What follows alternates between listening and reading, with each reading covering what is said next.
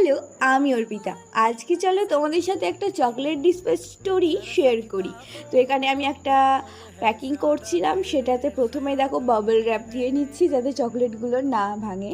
তো আমি চেষ্টা করি চকলেটগুলো খুব যত্ন করে তোমাদের কাছে পৌঁছে দেওয়ার, কারণ এগুলো খুব যত্ন সহকারে আমি নিজে হাতে বানাই এবং চেষ্টা করি সেই সুন্দরভাবেই চকলেটগুলো যাতে তোমাদের কাছে পৌঁছায় সেই জন্যে।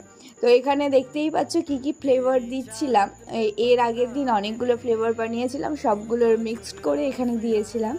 আর ভবিষ্যতে অনেকগুলো ফ্লেভার অ্যাড করার চিন্তাভাবনা মাথায় রয়েছে, কিন্তু তোমাদের সাপোর্টটা অবশ্যই চাই।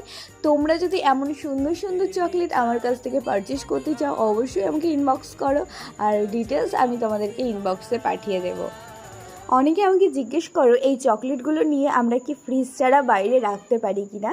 তা উত্তরটা হচ্ছে হ্যাঁ, অবশ্যই তোমরা ফ্রিজ ছাড়া বাইরে রাখতে পারো, তবে যদি ডেলিভারির সময় একটু গলে যায় খানিকক্ষণ ফ্রিজে রেখে তোমরা বাইরেও রাখতে পারো অথবা ফ্রিজেও রাখতে পারো। কারণ আমি পার্সোনালি যখন নিজের জন্য বানাই বা নিজের খাবার জন্য যেগুলো রাখি সেগুলো আমি ফ্রিজের বাইরেই রাখি, যখন আমার ইচ্ছা হয় টুকটাক করে খেতে থাকি।